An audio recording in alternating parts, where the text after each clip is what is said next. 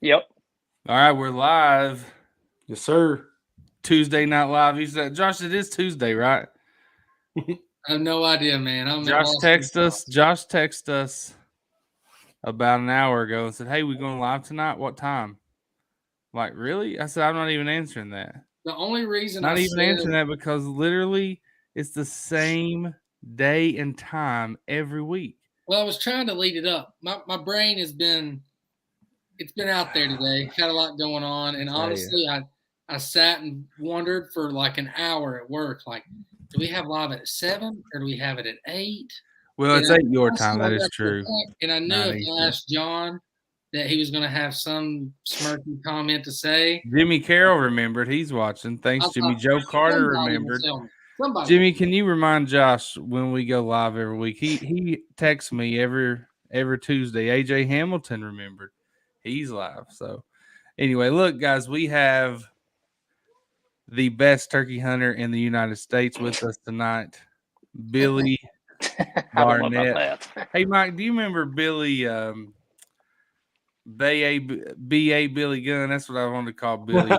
Billy B.A. Barnett by his family show.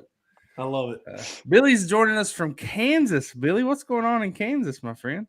Just a whole lot of wind right now. It's just got here this afternoon, so haven't got to test the waters yet to see what's happening. So gonna get up in the morning and take off and see what we can get into. So anyone who follows our page, we had, gosh, Mike, how many people saw that post of Billy when he not broke the record, but when he completed the Super Slam? It's like 300,000 people saw that. It was 300. It was 300,000 plus that checked in on that.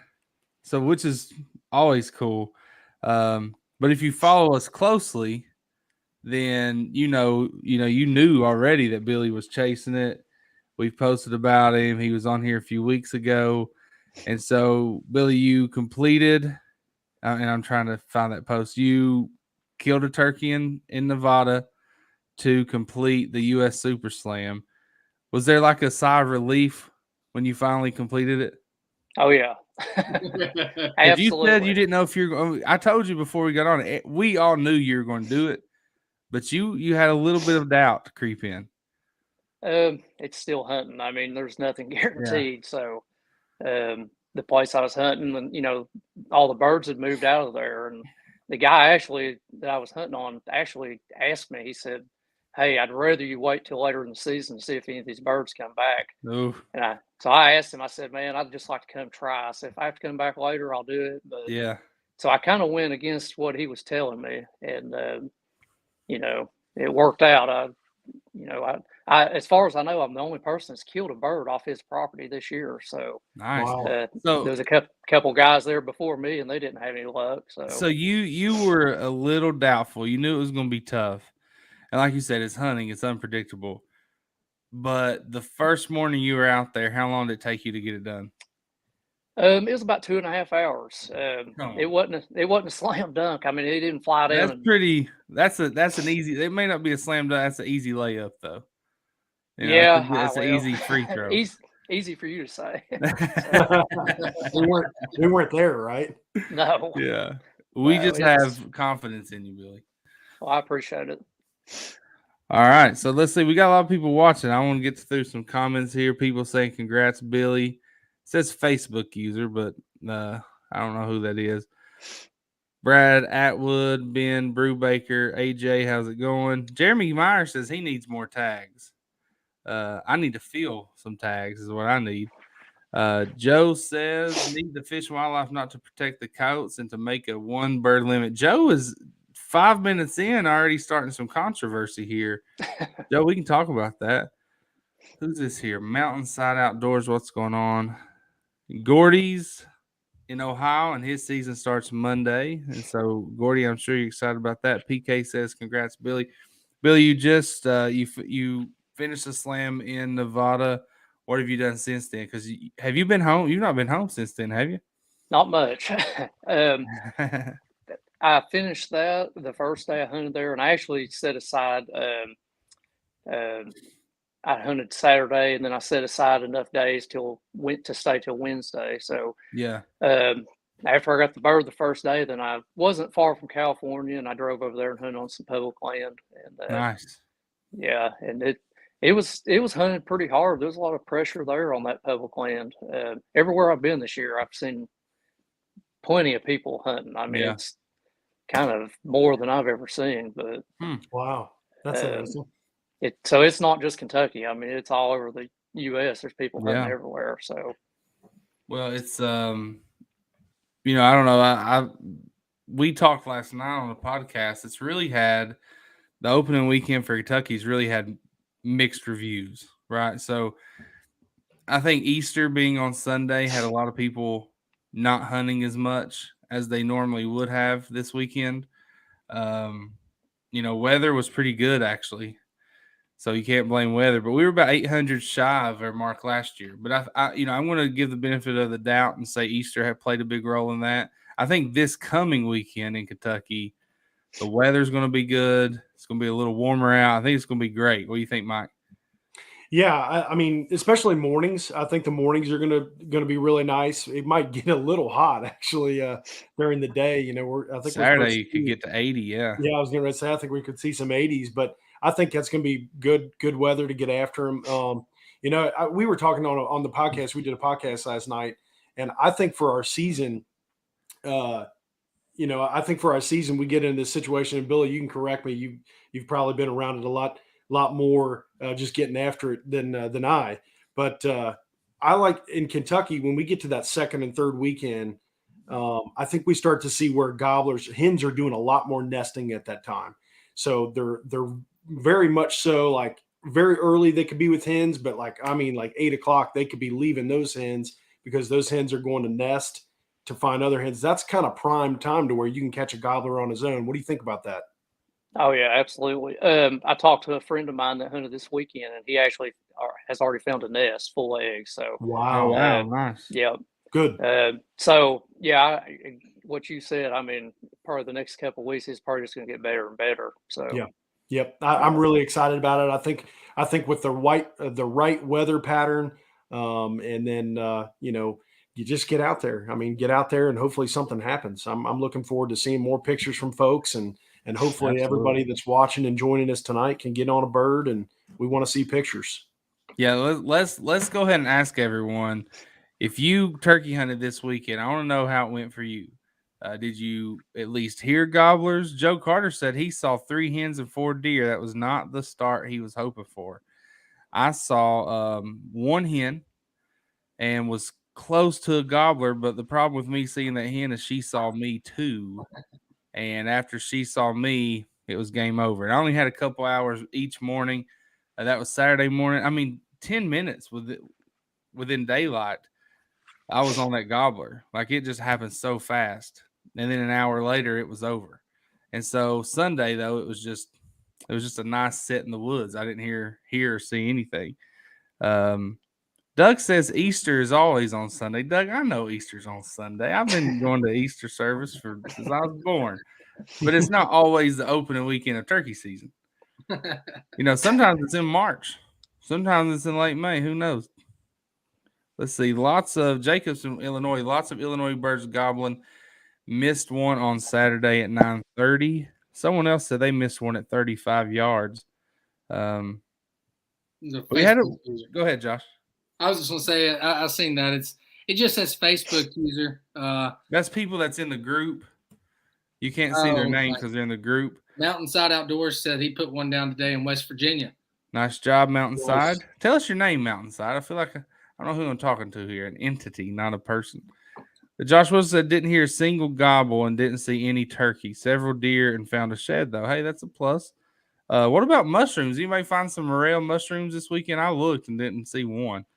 PK had a great weekend. Yes, he did. He got one in Fort Knox on Saturday and got one on private land on Sunday. And here's the thing. He can still hunt another one at Fort Knox and another one away from Fort Knox. So he's still got 2 more tags to fill. So look at that. Great job, PK. Dustin, Mountainside Outdoors is Dustin.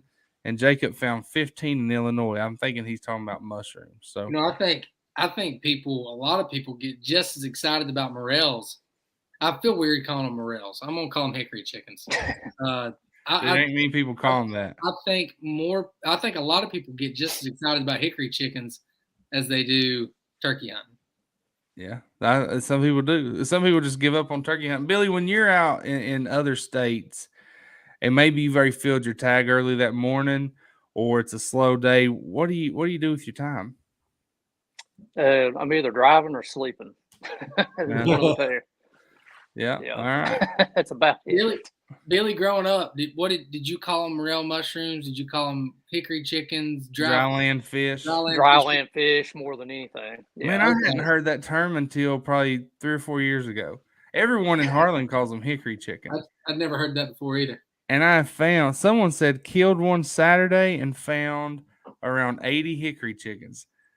Whoever said that, type your name because we can't see your name, and I really want to know where you're from. I really do want to know where you're from. I saw another Caleb Hatmaker's here. Caleb went hunting. I don't think he got one. I just want to know. We didn't have a lot of people respond here. What was your? Did we have anyone go out and just not hear anything? Because a lot of people said that. Yeah, Josh said that a few minutes ago. But he got Josh Wilson. I'll tell you what. I don't know how it is at home, but it might be a good question to ask too. About everywhere I've been and all the people I've talked to, everybody's seen a ton of jakes this year. So it must have been a great hatch last year. So I don't know, Billy, if you saw the post we made yesterday, Mike. Was it yesterday? Yes. With the turkey. So yesterday we made a post about we've had right at 10,000 birds killed over the weekend, and 18% were jakes. Really? Okay. 300. So what would that be? 18%, 1,800. Yeah, I think it was right around there. Yeah, that's right, 1,800. So 300 of those were from Youth Weekend, and so we had 1,500 jakes killed, which is probably a lot more than we wanted to have killed. I think Clay WMA, which is one of our better public lands in Kentucky, there were 26 turkeys harvested, with 17 or 18 of them being jakes. Yeah. So. Yeah, I've got to give a little I don't know if it's, I guess you would call it a negative shout out to my my brethren from Owen County and Pendleton County. Those are kind of like your fellow hunters. My fellow hunters up here. Are you going to shame them right now? Of Northern Kentucky, Owen County has checked in 62 jakes out of about 100, and so I think it's around 100 and mid-hundreds birds. So we've got a lot of. I think they're leading the state in jake harvest, if I'm not mistaken. I checked. And you're disappointed in that. And I'd rather not see it myself. And listen, we can get Tell into them it. why. Tell them why they shouldn't kill jakes. Well, I'm not saying they shouldn't. Yeah, I'm just wanting to know why you think they should. Number one, I would never shame someone for shooting a jake. You gotta take advantage of the time that you. That's number one. No, indirectly, you just did. Indirectly, I probably just did, but I will never actually shame someone for shooting a jake. You got to shoot whatever when you're out there, whatever comes up, it's legal. You're good to go. But what I would say is that's next year's 2-year-old bird. So if you're a dude that is really wanting to hear a lot of gobbling, then you want to leave those jakes alone this year. That way next year he's going to be loudmouth. He's going to be gobbling his head off, and you're going to have a little bit more of an action-packed, noisy spring. What about for the future of turkeys? Yeah, jakes don't do a lot of the breeding. They're kind of low on the totem pole. They don't really get to that breeding stage. They're not old enough. They're adolescent birds essentially. So just from what I've read and what I know about them, you want to get those birds to where they're 2 years old, to where they're actually doing breeding. Which, if we have a good bit of jakes out right now, which I think, Billy, you're correct. I've seen a lot of people talk about it. A lot. I think there's a ton of jakes everywhere, and it's cool to see that you're hearing it other states as well. That's really neat. But we're definitely seeing it in Kentucky. So I think we did have an increased hatch or a better hatch last year, which is consistent with what the turkey biologist, Zach Dinks, told me right before the season opened. He was kind of telling me that we would expect to see jakes this year. But I would just encourage folks to think about it. And most guys want to hear loudmouth gobblers, and those 2-year-olds are kind of that that breadwinner there. That's kind of the group you want to get into. So I think in those scenarios, you want to wait and get those birds next year. Now, I'm gonna give a shout out real quick to comments are flying by to Brent. Yeah. He said, "Hey, gents, stopping by to say hello. I'll watch this later, celebrating my son's 10th birthday." So, hey, Brent, tell your son the guys from Eastern Outdoors Happy League birthday, said, Little "Happy Lemmy. birthday, man! Happy birthday, buddy. And Kara Spears said that she loved Billy's video from Colorado today. Awesome. It was funny. I hadn't seen the comedic side of Billy. But every time did y'all see that? Did you see that, Josh? I have not. He let out the mouth call. He's like, man, I can't hear any turkeys today. He let out the mouth call, and they just were responding quickly. Love it. Love it. So if you don't follow Billy's page, it's called Turkey Hunting USA with Billy Barnett. Is that right, Billy? That's correct. Yep. Okay. So you need to go follow that. Let's see. There's a lot on here. Oh, the person who had killed a turkey and then found 80 mushrooms was Sean Ely. And so the reason, if you're watching from our Facebook group, it says Facebook user because you have to go in and give that group permission. I don't know what it is, but you can be a Facebook user. It's okay. Let's see. Doug says he hunted Saturday, saw nothing, heard 2 way off. Caleb said he heard gobbles both days, but his buddy Chuck got 1 Sunday morning. Nice. Gordy, Clay WMA is in Nicholas County, Kentucky. Carlisle, I think Caleb said near Flemingsburg. Yeah, it's spread out a little bit. Joe never heard the first gobbler. Happy birthday to Brent's son. Let's see here. I had a Jake just about touch my gun barrel Saturday. Well, I'm glad you didn't shoot it because Mike would be disappointed. It'll be hacked. So listen, one thing, Mike, you said, I think you said Owen County, Grant County, Pendleton County. Those are northern Kentucky counties. Yeah. And so if you remember last year, and I was talking about this with someone on Facebook today or yesterday, I don't remember, the cicada hatch. Mm-hmm. The cicada hatch was pretty big, only in northern Kentucky, right? I think the main hatch was like in southeast Indiana or southwest Ohio. Yeah. And so when I talked to Zach Danks, the turkey coordinator last year, he said, hey, in 2023, we're should have a lot of 2-year-old birds in northern Kentucky because of cicada hatch. So that could be one reason they're seeing those jakes, and there's more harvest of jakes up there. There's just the cicada hatch provides so much protein and food for the turkeys. Yeah. And I think we're going to have another one in 2025, maybe. It is. He told me about the that. whole state. This one's going to be more widespread. So he kind of suspects that might be a good thing for 2027. Yeah. So the last time we had a cicada hatch, for the whole state, 2 years later, we broke the harvest record. We harvested more turkeys than we ever have. So interesting. Maybe things are looking up. Let's see here. Billy, let me ask you something. You've killed more turkeys than the 3 of us combined. When you have a tough day, right? When it's just you're maybe you can't get any birds to work with you, or maybe you're not hearing anything. What is your strategy when it just gets really, really tough? Because a lot of people had that issue this weekend. Well, it's been pretty tough on this trip right here for me already. I don't know. The weather's played a big factor with that, though. I mean, the wind. It's been all the way across the whole country, and so that's probably the biggest factor. But what I've been doing, if something's not working, if I'm in an area and I just don't feel confident, or just not able to pull anything out of there, I just start all over. I go to another area, just go somewhere brand new. I did that. I was in New Mexico this past week, and just in a rough, I kind of just wasn't finding sign, didn't hear any birds. And I said, I'm just going to go, and there was a lot of hunters in there. And I said, I'm just going to go try something totally new area. I looked on my map, found a new area, took off, and ended up getting a bird that afternoon. I mean, there you go. So if I wouldn't have pulled my anchor and took off to another place, I probably wouldn't have got a bird. I would just still be in there beating around on the same place. And, so I that's the biggest thing. If you're not having any luck, don't stay there. Just get up and go try somewhere new. It kind of refreshes you, and hit the reset button and let you start over, build your confidence back up. For me, Billy, I'm very impatient. So if it goes an hour and I've not heard anything, I'm ready to leave. not leave and quit, but go to a new area. So how long is there? Do you have a set time, or is it like a gut feeling? How do you decide? I don't like to just sit there all day. I can't do it. I can't either, man. I mean, I can barely stay here.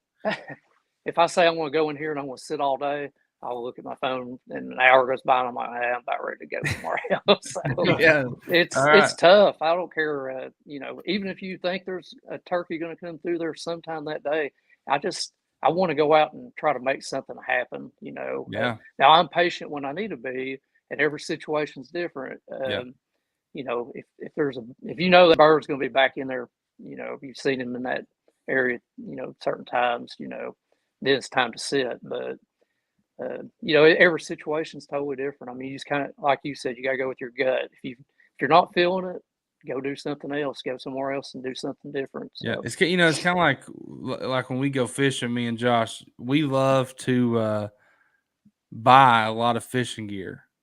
And a lot of it, when we go fishing and we need to catch a fish, though, we're using the same things, and some of that fishing gear just sits there. So, if you have that gut feeling like, what, I'm just not comfortable. I just don't feel like it's going to happen. Get up and go, man.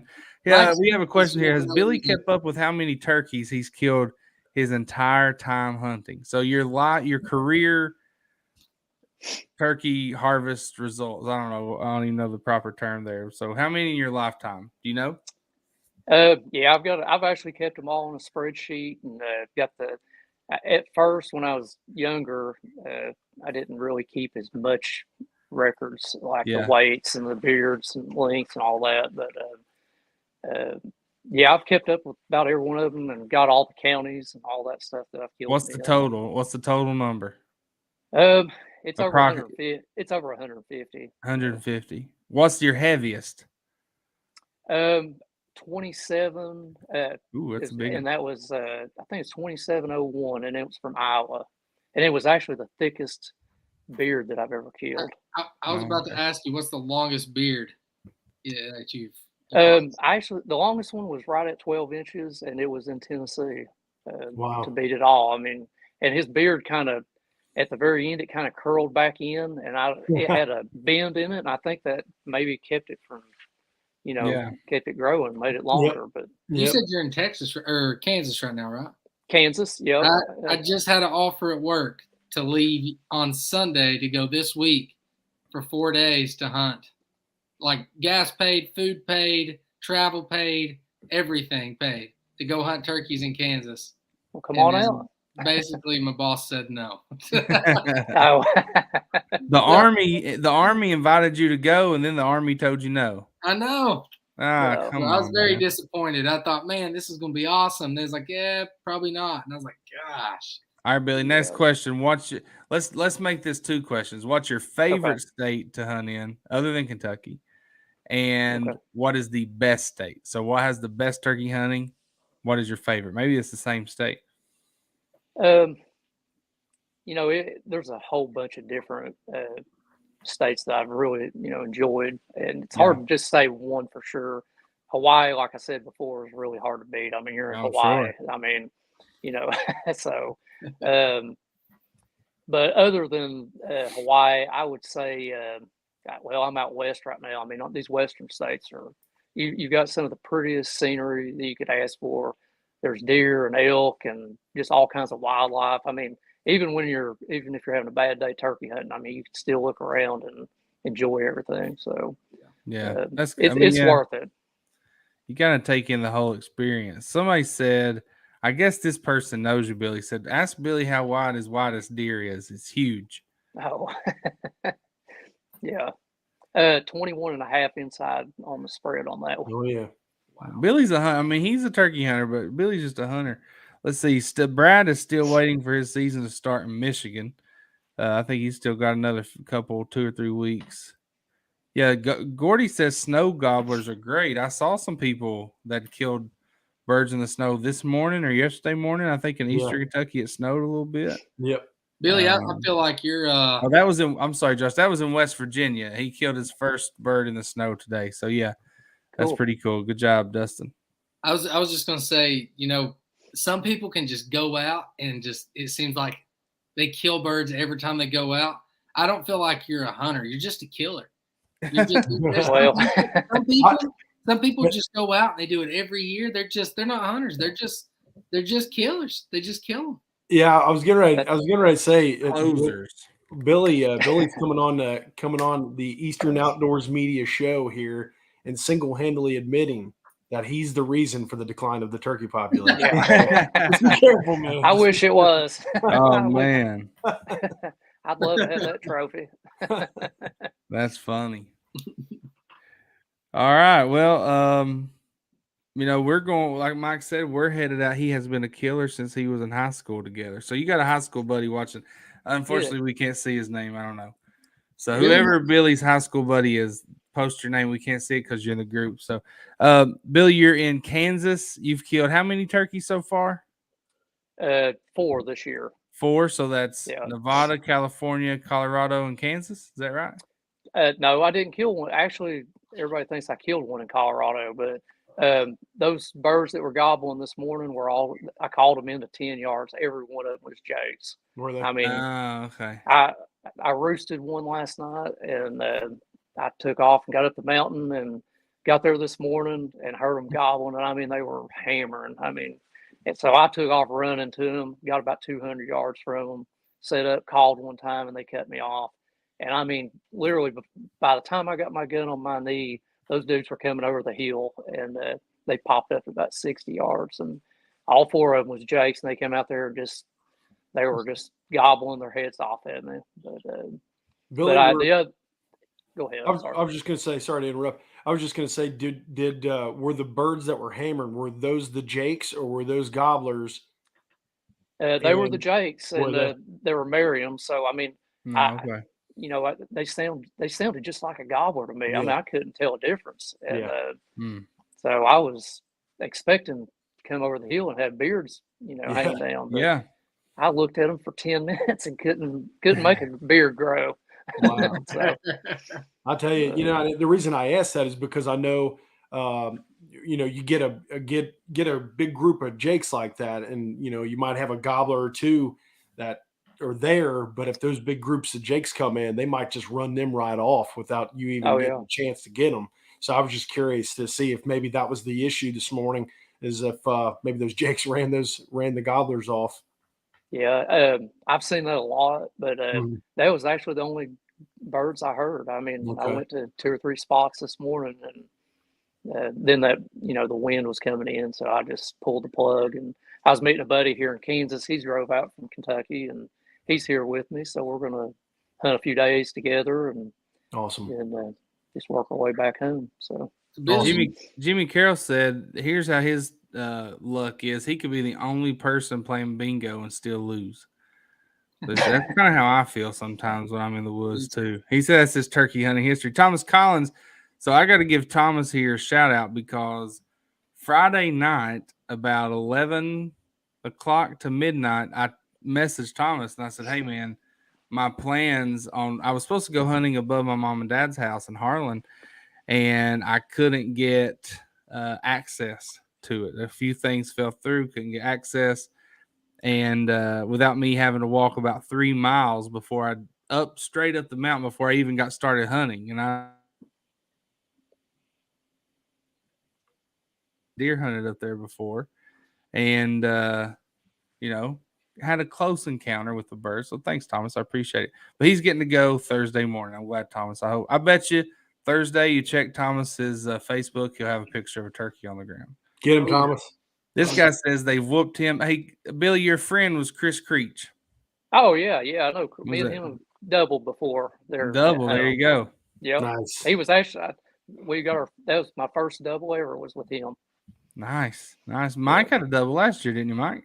Yeah, my cousin and I doubled. Yeah, it's the second time that I've doubled. I doubled with my dad one time, which was really, really cool. And actually, his bird was a double-bearded bird that one time, and then I got one. We doubled last year with my cousin, so it's a neat thing. That's a memory you'll hold forever. I had a chance. You doubled last year, and then the next weekend or 2 weekends later, you killed a double beard, your first double beard. Yeah, that's awesome, man. Good year. I was just gonna say I had a chance to double. It was like 6 or 7 years ago with my buddy Eric, and I don't think I could have screwed it up as much as I did. It was definitely a situation. We were like sitting probably, I don't know why we did it, but we weren't hearing any birds. We got on the top of this ridge, and he was like, "Man, I know birds are here. Let's just sit down." And for some reason, we sat like, I don't know, 5 to 7 yards apart on different trees. And we set a decoy out, and me and him both kept calling, like 2 different hens, and then 2 came in silent, and then they blowed up. And I swear, I thought I heard him whisper, and he was just so far away. I thought I heard him say, "Hurry up and shoot, or they're going to go." And I just didn't have the experience to know, like, they were relaxed, they were good, and I couldn't see the bird on the left that I was supposed to shoot. And I was like, "Whatever, I'll shoot his bird." So I went over to the right and shot and missed, and they both took off flying, and he shot one out of the air. Jeez. Well, at least he got one. Joe said he doubled once with his wife and once with his son. That's a family of hunters there. See, Billy's bird flopped over the bank and into Lake Cumberland. Yeah, that's true. He hung up about 5 feet for the water. Wow.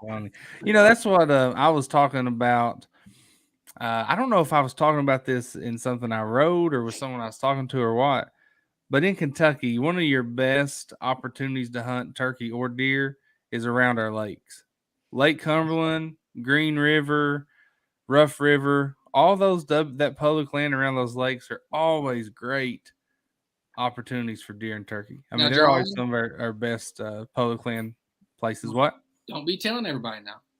Well, I mean, heck, everybody knows that. It's not a secret.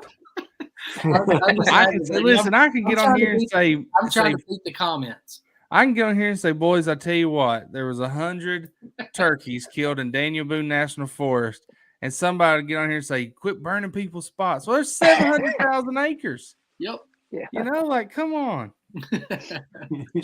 Goodness. We posted a video the other day, Billy, on TikTok, and on the very bottom left of it, it said Peabody WMA. 44,000 acres.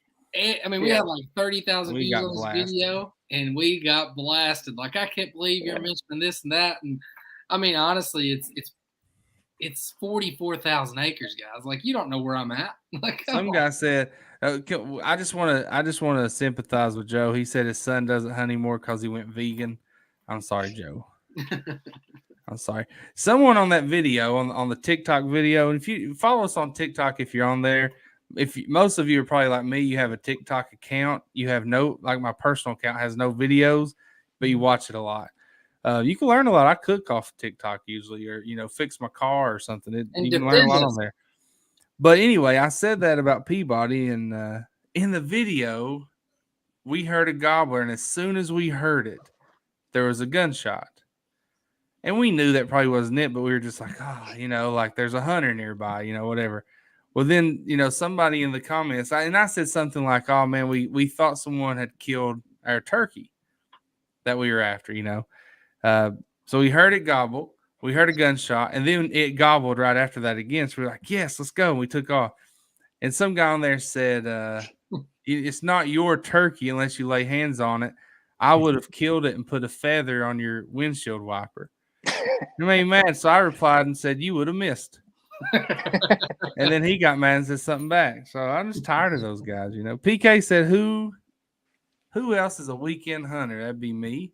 Being a weekend hunter, not having that much time, I think plays a big factor in harvesting a Jake. Oh, see, PK got a Jake, and he's pushing back against you here, Mike.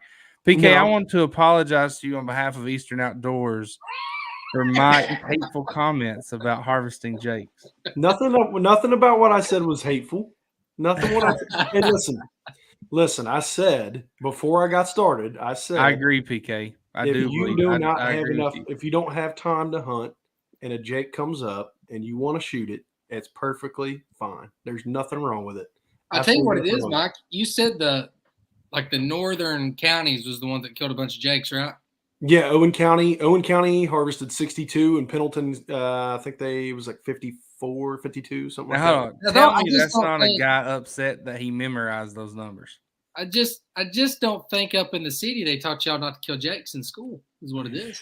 It must have been. All right. We're gonna leave Michael alone. Jimmy says he has to call a night early or an early night. 5 a.m. comes early. Hope everyone stays safe. Prayers to T-Bone, his upcoming medical procedure. Did anybody watch that video? I started watching it, and my wife was asleep beside of me when I was watching it, and I didn't finish it and forgot to. But he gave an update on his surgery, his cancer, his amputation. Anybody else watch that? I haven't seen it, no. Yeah, I'll watch it afterwards.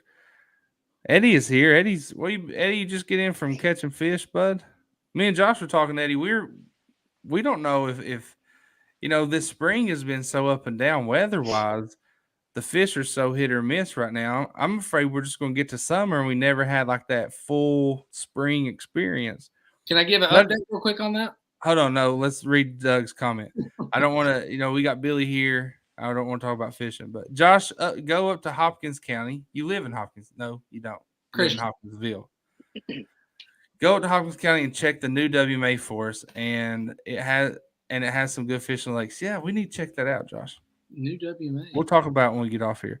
Doug, he's going to do that, Doug. I'm going to make him. Gordy says he saw it. Gordy, tell us what it said. Because I don't know. Bub Tackett's here watching. I guess he just signed on. Maybe he's been out hunting. Billy, what do you got coming up? You're in Kansas. You've been to Colorado. Where are you going next? You're in Kansas to hunt. You've not hunted Kansas yet, right? Right. No. Okay. We're going to hunt a few days here. My buddy's got to leave probably Friday, I guess. And just depends on what we get into. I mean, we might jump to Nebraska. We're not far from there. You can go buy tags over the counter. Pretty easy there. Missouri's in now. So I've got 2 tags in Illinois, and it doesn't open until next Thursday. So I'm going to have to fill my time in these 3 states somewhere, and hopefully I can see all 3 of them. But we'll see what happens. But are you? Go ahead. I'm sorry. And then after I hit Illinois, I'll probably just come home from there. So yeah, that makes sense. For me, and Mike gets on to me for this. He got on to me last deer season. Mike's kind of like he's kind of like the dad of the group. He keeps us in line. And so he got on to me because every weekend during deer season I was hunting, but I kept wanting to go to new places because I get tired of going to the same places.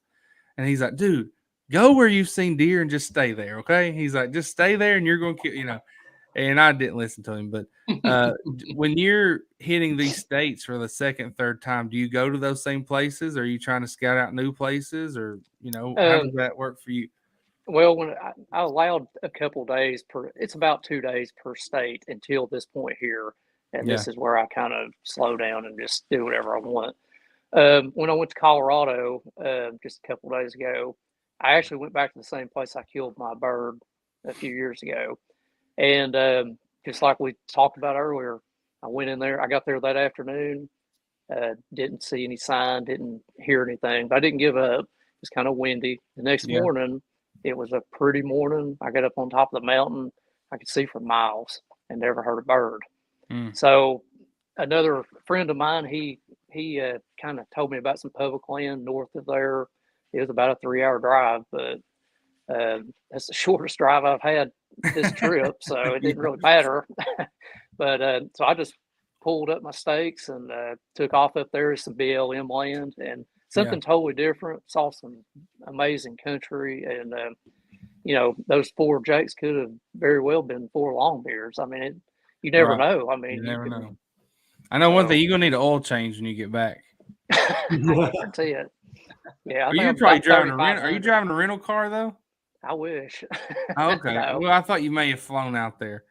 So here's a comment I want to get to, because when we posted about you doing this, we got a lot of comments talking about, this guy's got it made. He must be single with no kids. He must have all this money. So Bobby here says, what a life to be able to jump states to kill birds. Now, Bobby's not being mean like some people were. And you're a blessed guy. Like, you do have, you've had some opportunity. You have a good job. But your job you got a tough job. You got a blue collar job. You're not, some big real estate development investor. You're not doing anything like that. You got a blue collar job. You're taking your vacation time. So tell everybody, what you usually do and how you make this work. I mean, you're putting money back in envelopes, like you've got a system. Yeah. As soon as turkey season's over this year, well, it's kind of going to be different next year where I finish this. But right.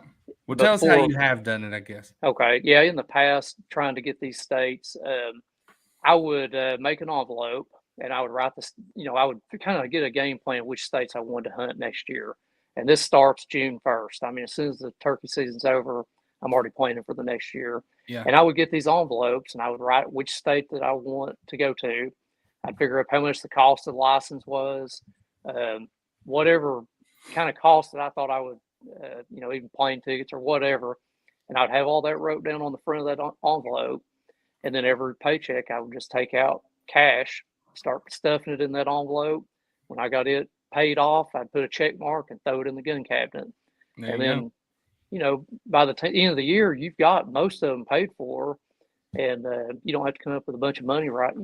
Just put in what you can. If you have a overtime or something, I would take a little extra and throw on it. But and now, as far as finding time, tell everybody what you do for a living and how you make this work with your job. Okay, I'm a lineman for Kentucky Utilities, electric company here in Somerset. It's where I work out of, and I've been there about 15 years, and just acquired some vacation, and I usually just save it all up and. I'm not going to the beach in, July or whatever. We take trips and stuff, but kind of pursuing this, it's took a lot of my time doing. I've used my vacation to do it. So, and you've found ways to get your family involved. Took your wife to Hawaii. I mean, that's huge. Which wife doesn't want to go to Hawaii? Yeah. And, and you're also not. This is a spread of some private land, but a lot of public land. And then sometimes you sleep in your truck, kind of describe some situations where you've made that work to kind of keep costs down. Yeah. Tonight we just got a motel. I mean, it's so windy. I needed a shower. I've been in the back of the truck for most of this trip. I'd stop every now and then, get a room and just kind of refresh, take a shower and start over. But I mean, if you go out and pay $80 a night for a hotel room, if you're gone for a week, I mean, that adds up to a lot of tags and license money that you Yeah. So I've just got a camper top on the back of my truck. I put a rollout mat back there. Yeah. Put a sleeping bag in there and crawl in there. It was 20 degrees when I woke up in Colorado this morning. Woo. I mean, the windows were frosted over. So, I mean, I had an extra blanket. I've got one, but I just jumped out and started the truck real quick. So, Russell said, oh, sorry, go ahead. I was just going to say, it's not the easiest way to do it, but if you're trying to save some money, which that's what I'm trying to do, that's why I do that, and pack food with me. If I eat sandwiches or whatever I can, So. Yeah, I mean, I think you're doing it right. And listen, that's hard. That's a hard way to live for 3 to 4 weeks, Russell says, my hat off to all linemen. Billy, when we had some really bad storms and some tornadoes hit, and I thought, they're going to call Billy back off his, we had juke poles down. KU was actually in my backyard. My wife sent me a text. They're cutting down tree limbs that had fallen from my neighbor's property onto our line. I was like, well, I don't see Billy back there. Hopefully he's still hunting. But Buff says he works a 14-14. I'm guessing that's 14 days on, 14 days off. And you just gave him an idea. So there you go. Start now, though, right?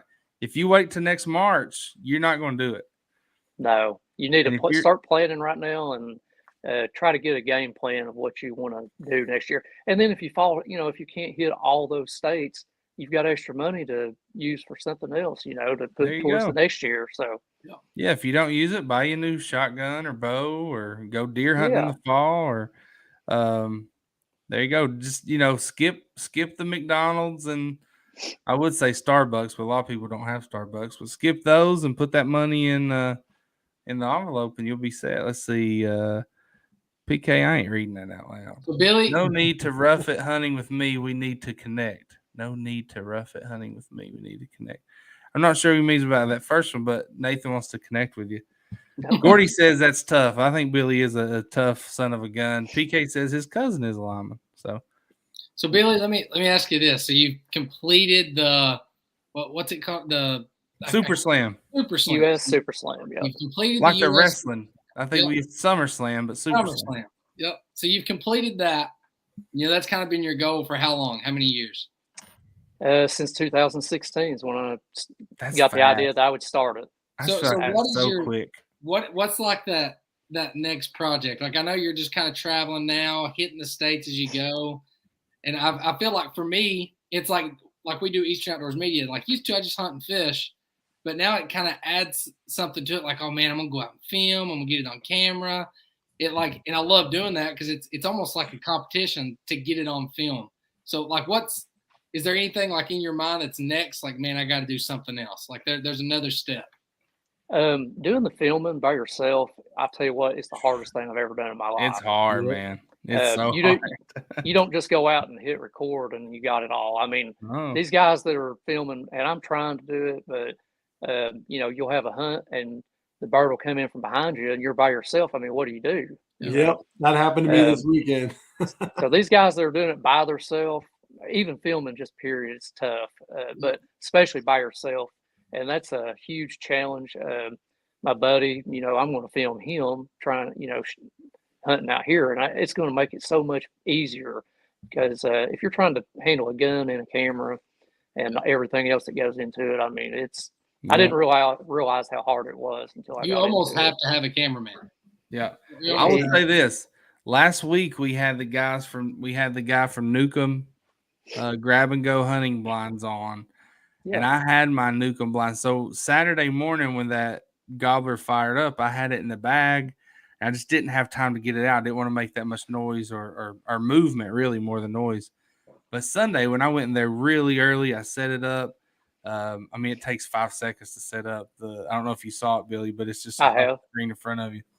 But once I put a decoy out and I set that up and I kind of tucked myself back in some trees and I set that blind up, and I was actually able to set my camera gear out in front of me. I tied one GoPro to the tree behind me.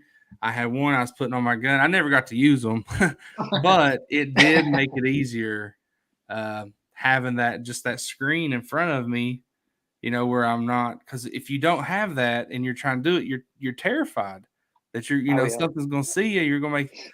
But I was able to make movement, and there's no way it could have seen me. So that did help. So if you're trying to self-film, there's another plug for those grab and go blinds. They are very handy, very handy. And I fell with mine. Surprise, Josh. I always fall somehow. I just slipped in mud and fell right on my butt, and it was very sturdy. I'll give it that.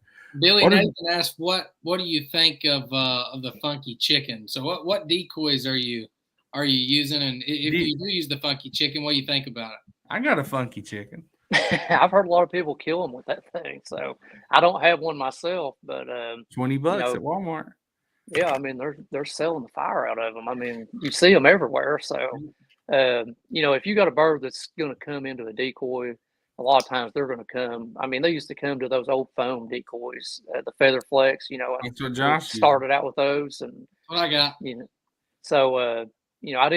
I'd use the paint would peel off it, and I take a red magic marker and fill it in, to paint the head back. So, yeah. I mean, they would come into those. I think if you catch the right bird in the right mood, you could put a garbage bag out there on the stake, and they come to it sometimes. So, I don't know. And every situation's different. Like I said, there's so many different scenarios with turkey hunting. Yeah. There's not a right or wrong answer for anything. I mean, I've met a lot of people doing this, and I've seen so many different tactics and ideas and methods. I mean, it's just there's not a wrong way to do anything at turkey hunting, in my opinion. So PK asked this earlier, and I forgot to mention it. He asked 2 questions earlier. He just asked again, but first thing he said was, "Do you do a fly down cackle in the morning? And if not, or if you do, what are your early morning tactics to get on early?" I don't. I usually I've just kind of learned from trial and error over the years. I've most of the time I try to wait till the bird hits the ground before I even make a call. Yeah, I've had birds sit up in the tree for an hour. If you call to them, they're just going to sit up there. I've had them do this in the past.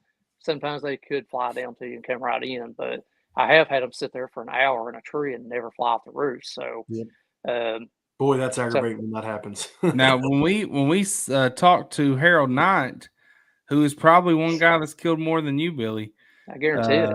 he said never call to them while they're on the roost. Yep. So I agree. I don't know. 100%. I mean, and I'm sure some people do, and it works out. And I don't know. I'm not experienced enough to know either way. But I will listen to you and Harold. So what is your? So when they do fly down, do you have a go-to sequence? That was kind of his follow-up. I don't do anything special. I mean, I'll just yelp to them and just give them a little series of yelps.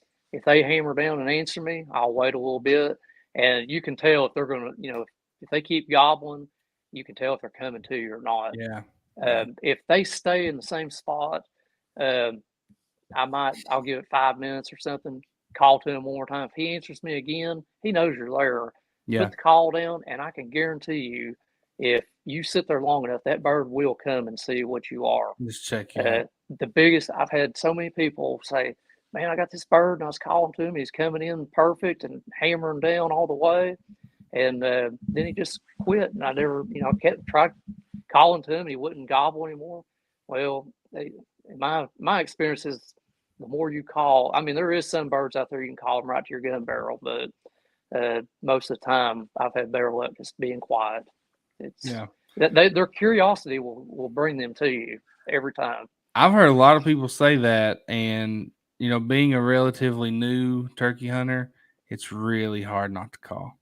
I love hearing it. Really is. It's really hard not to say, you know what, maybe just a soft yelp. Maybe that'll do it. So it's hard. Joe says he likes. Well, first, Bub says he tree yelps. So Bub, you'll have to explain that to us. Joe says he likes to stalk turkeys with just a plain full fan. Have you ever reaped turkeys out there? I know you can do it out west in some places. Yeah, I did try it in North Dakota one time. There was a big prairie out there, and there was a gobbler out there with a bunch of hens, and you couldn't get. He was the only one that was there that I found, and I held a fan up and walked towards him and tried it. I had it. The guy that I was actually on an Indian reservation, and he said, "Do you have a fan?" And I had one from where I killed one. He said, "Take it with you." And so I did try it there, but they didn't come running to me like run over me. Now I've had other people tell me they should be illegal because they work so good, but that's funny you say that. I listened to a podcast where Harold Knight said that he was in Nebraska, and he said it's almost automatic out in Nebraska. When you fan them up, they come in.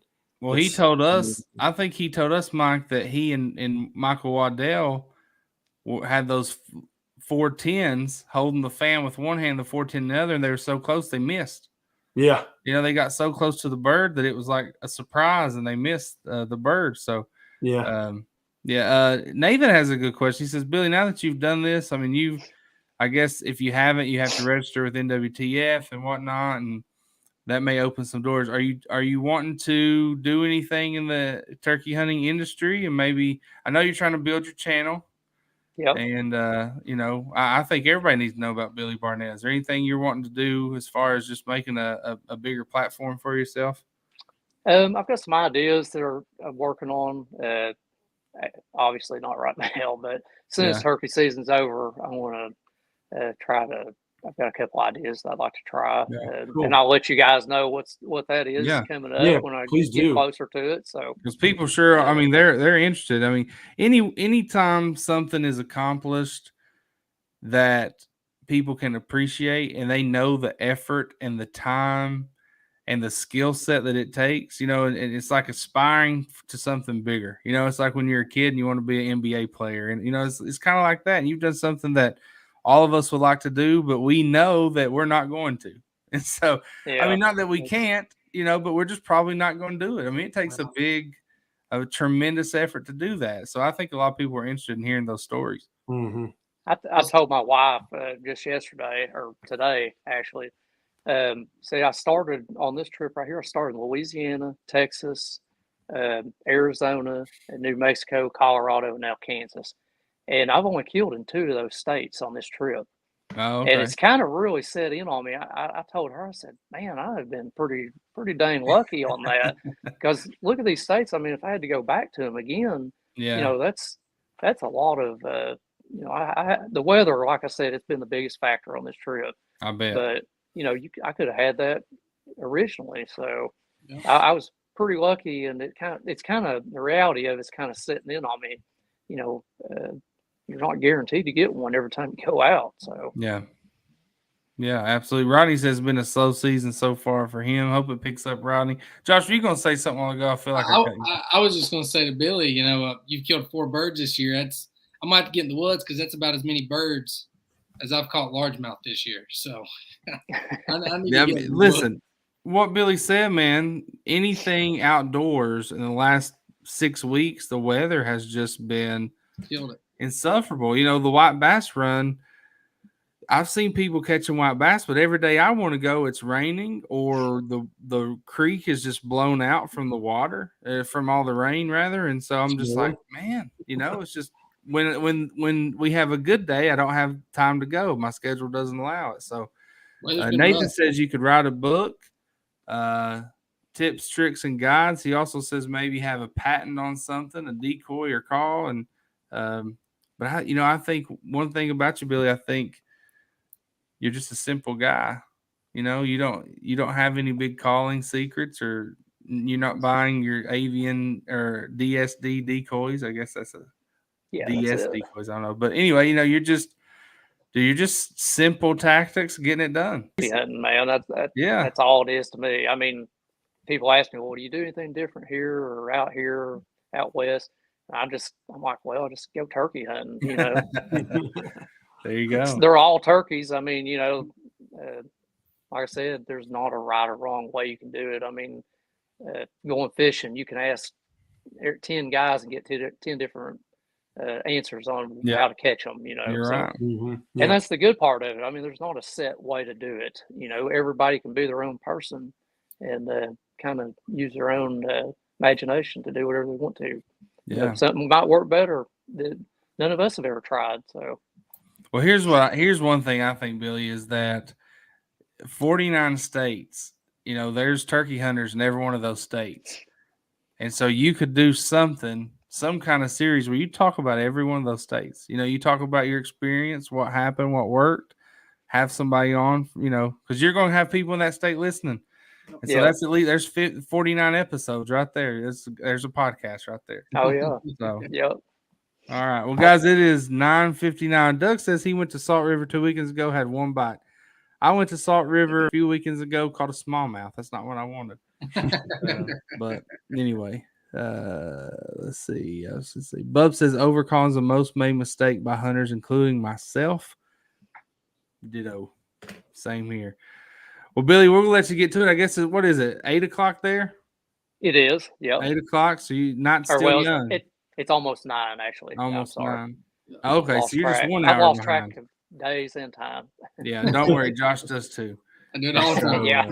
All right. Well, hey, listen, man, get you some sleep. You and your buddy go get it done tomorrow, and then let us know. We'll be watching your page for updates. Sounds good, man. I appreciate you guys having me back. Good luck to you all. Absolutely. Yeah. Good luck, thanks to everyone who was here watching. If you don't care, share it with your friends, and get the story out about Billy, and hopefully we can get some more audience members here next week and the week after. So I don't know who we're having on next week. It might just be us. I don't know. But anyway, good luck to you guys, and we'll see you next time. Thanks, Mike. Thanks, Josh. Thanks, Billy. Always. Good night. Thank you, guys. Thank you, Billy. Thank you, guys.